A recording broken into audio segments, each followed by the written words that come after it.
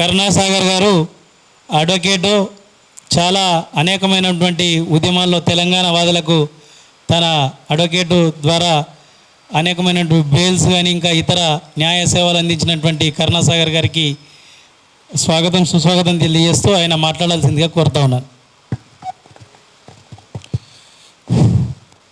భారత్ మాతాకి, భారత్ మాతాకి. Telangana journalist union ఆధ్వర్యంలో నిర్వహిస్తున్నటువంటి ఈ రౌండ్ టేబుల్ కాన్ఫరెన్స్కి విచ్చేసినటువంటి ప్రతి ఒక్కరికి నా యొక్క ధన్యవాదాలు తెలియజేస్తూ, నమస్కారాలు తెలియజేస్తూ, చాలా విషయాలు చెప్పారు.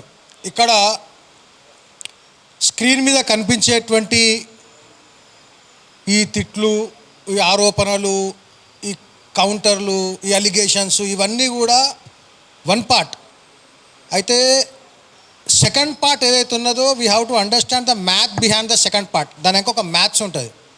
ఇదంతా కూడా ఒక అంతరించిపోతున్న అర్బన్ నక్సల్స్ యొక్క ఆకలి పొలికేక.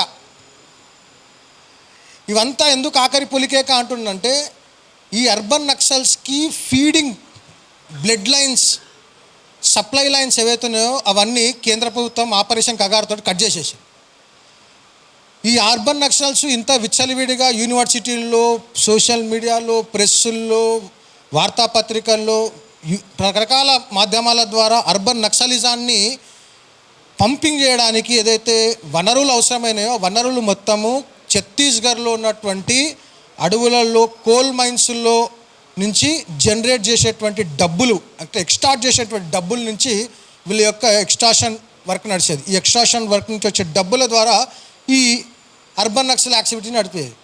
ఆపరేషన్ కగార్ ద్వారా ఆ యొక్క బ్లడ్ లైన్స్, వాళ్ళకు ఒక సప్లై లైన్స్ ఎప్పుడైతే కట్ అయినాయో అప్పటి నుంచి ఎవరైతే పొట్ట మీద కొడితే వాళ్ళ బాధ ఉంటుంది కదా, ఆబ్వియస్గా వాడికి కూడు లేకుండా చేసిండ్రు. సో ఆ బాధను కక్కుకోవడానికి ఆరిపోయే దీపానికి వెలుగు ఎక్కువ అన్నట్టు ఈ అవసరం లేని అసందర్భమైనటువంటి అవసరం లేని విషయాన్ని తీసుకొచ్చి కేవలం విద్వేషాన్ని రెచ్చగొట్టి 10 సంవత్సరాలు దాటిపోయినటువంటి, రాష్ట్రం ఏర్పాడై 10 సంవత్సరాలు దాటిపోయినట్టు ఇప్పటికీ కార్డియల్గా రిలేషన్స్ మెయింటైన్ చేస్తున్నటువంటి వాటిని రెచ్చగొట్టి అనవసరమైన విషయాలను బయటకు తీసుకొచ్చి, ఆ విషయాలు ఏంటిది, ఎవరేం మాట్లాడారు అనేది I'm not going to it. ఎందుకంటే చాలా విషయాలు చెప్పారు. దీన్ని ప్రయత్నం ఏదైతే చేస్తున్నారో ఇది వాళ్ళు సక్సెస్ కాలేరు. ఎందుకంటే తెలంగాణ జాగృతమైనటువంటి తెలంగాణ, ఇక్కడ ఉన్నటువంటి ప్రజలు కూడా జాగృతమైన వాళ్ళే. ఈ యొక్క కుట్రను పసిగట్టారు. ఇన్ కేస్ నిజంగా వాళ్ళ యొక్క కుట్రతో క్యారీ అవే అయినుంటే డెఫినెట్గా ఇది ఇంకా కొనసాగేది. కానీ అది కొనసాగేటువంటి అవకాశం ఎందుకు లేదని అంటే, జాగృతమైనటువంటి సమాజం ఉంది. ఇది అర్బన్ నక్సల్ చేస్తున్నటువంటి ఆఖరి పొలికే కానీ అర్థం చేసుకోవాలి. వాళ్ళ అస్తిత్వానికే అంతరించిపోయేటువంటి క్రమంలో ఉన్నారు. కాబట్టి అటువంటి ఇంకా ముందు చాలా చేస్తారు.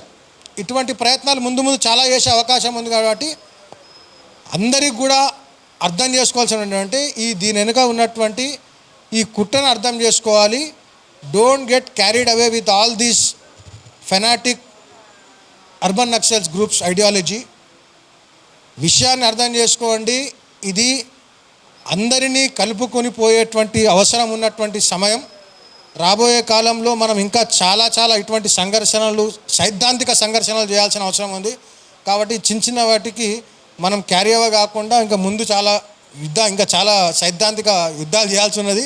దాంట్లో ఇంకా ప్రిపేర్ కావాలి. ఇవన్నీ వామప్ సెషన్స్ మాత్రమే.